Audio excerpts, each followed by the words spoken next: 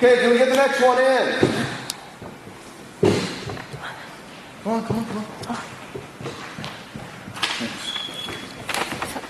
Okay, what do we got here? So, Ray Ray, that's your name? And just the one name, huh? Like shit. Well, show us what you got. In 2005, YouTube was launched, a new platform for internet users to host and broadcast home videos and other video content. The internet embraced it. Then just 10 months later, one of the darkest videos ever to appear on the internet was uploaded, sending waves of speculation and fear through the online world. A horrifying video that sparked endless discussions and rumors about what it might have represented. Today we decode the unknown by examining this 20-year-old mystery, the legendary blank room soup, and we provide the solution.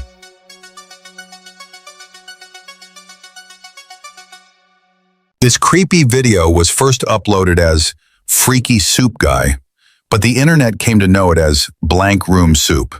Let's watch.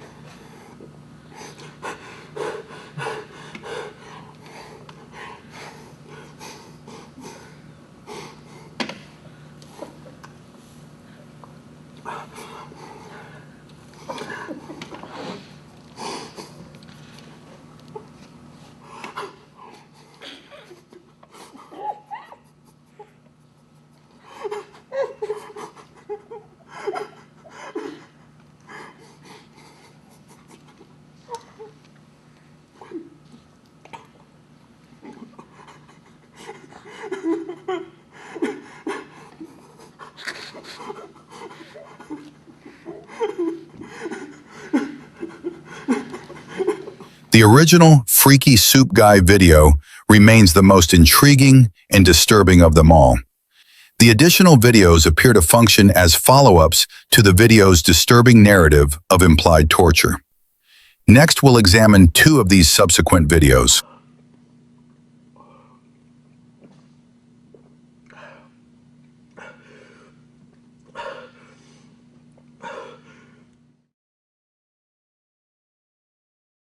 In this scene, we can observe a new element, a soda can standing on the desk at the bottom right of the screen. The camera angle is slightly different, but it still appears to be the same room. The electrical socket on the wall looks different from the one seen in the first video. However, this is likely due to the change in perspective, which now provides a clearer view of the wall. The key difference in this video is that one of the masked men charges toward the soup guy near the end. This display of aggression suggests intimidation or the implication of torture.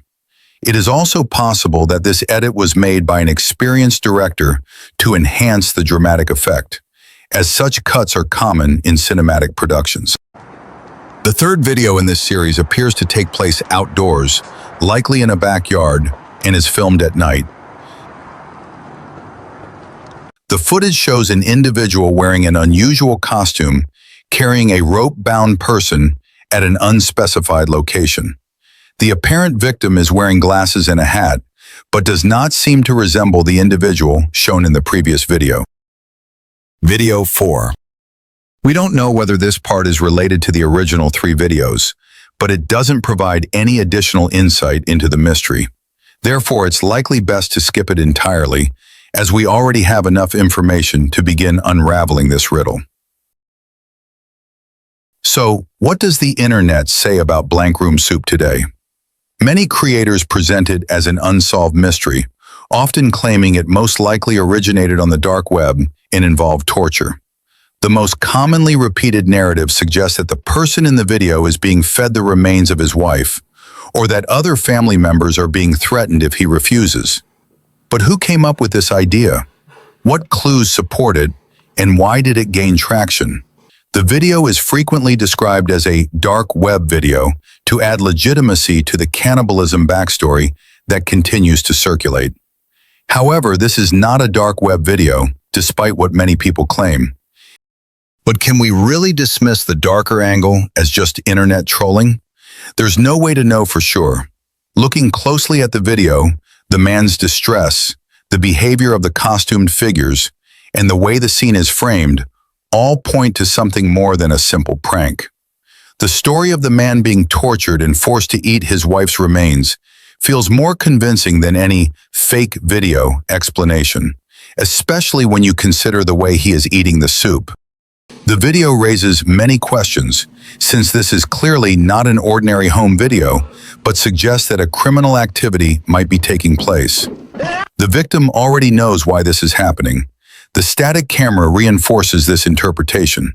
It does not frame the scene theatrically or guide the viewer, but passively records the act, documenting the completion of a forced task.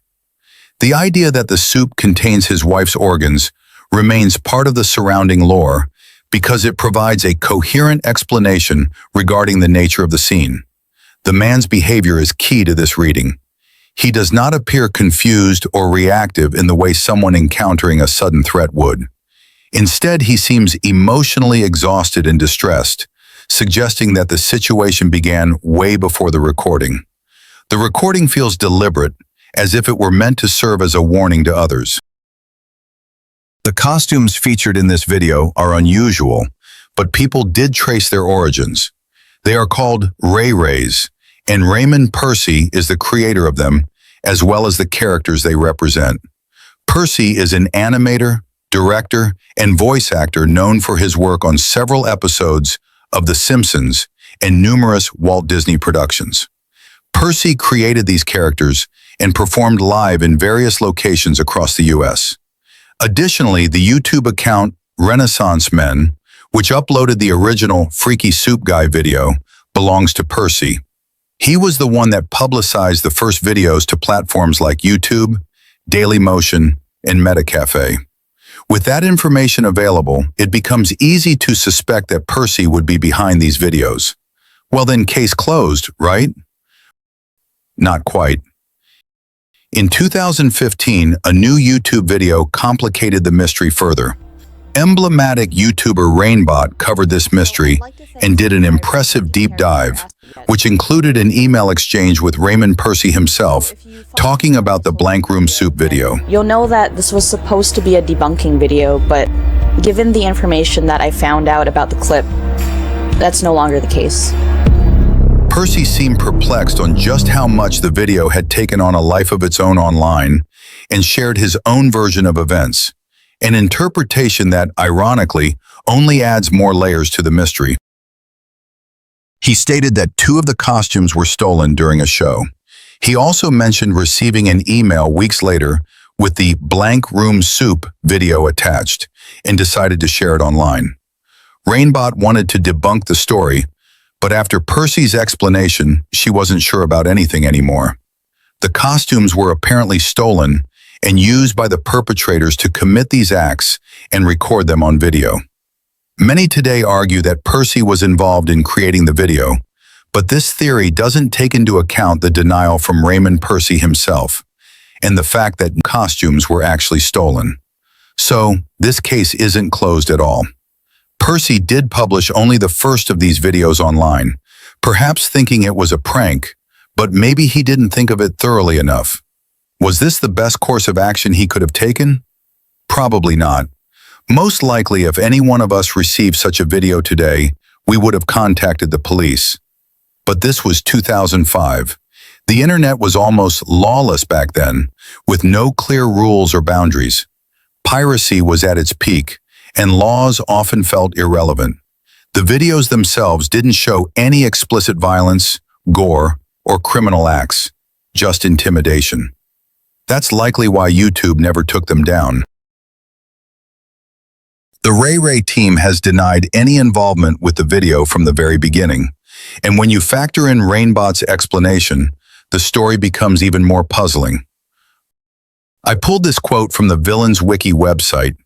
In the third video, Ray Rays kidnap some male person. This person's clothes, glasses, and face paint are similar to Gil Sharon's appearance, a person who is part of the Stolen Babies rock band. Also, Ray Rays and this band have some photos with each other, and even Ray Rays appeared in the Push Button music video, which was released the same year as Freaky Soup Guy. So actually, Blank Room Soup is a video series created by the band to promote themselves and their music. Even this seems odd. The vocalist, accordionist of the band is Dominique Lenore Percy, the sister of Raymond. The person who eats food in the first two videos' appearance is similar to Raymond himself. Actually, there's a detail that immediately stands out, but it's one that most of us tend to overlook. Can anyone deny that the third and fourth videos feel completely out of place compared to the first two? What's more, these later videos weren't uploaded on Raymond Percy's account at all, but on accounts whose owners we can't trace. We don't even know when exactly they were made or published. The first two videos clearly feature the same participants, but the third and fourth are completely different. The way the Ray Ray figure moves and how it handles the rope-tied person doesn't match the earlier videos. Yes, the person in ropes actually resembles Gil Sharon, the well-known musician who was the drummer for Marilyn Manson for several years. But it is clear that the third video was created by different actors. So most likely, the third video shouldn't be seen as a direct continuation of the first two. You can't ignore all the differences in camera work, zoom, lighting, setting, and the way the Ray Rays move. The fourth video feels even more unusual, completely different from the third, and unrelated to any of the others. It was likely created later by a fan of the lore, rather than by the original creators. Just like Rainbot, I still can't say for sure whether this video is real or not. It's easy to say it's fake and that Percy created, but the more you dig into this rabbit hole, the more absurd all of it becomes. In the end, it's up to each viewer to decide. We've presented all the angles, but lean toward the darker side. The story has reached near mythical status online with evidence for both sides. The fake video theory and the one where the man is allegedly forced to eat his deceased wife. Maybe Raymond Percy just wanted a break.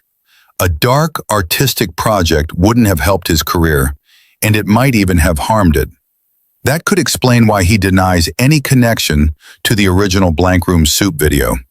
If that's how it went down, it was actually a brilliant move. Most of us would never have heard his name otherwise. Still, the scene has become iconic and is now a part of internet culture. The third video is what some point to as proof that the first two were staged, but it should really be seen as completely separate.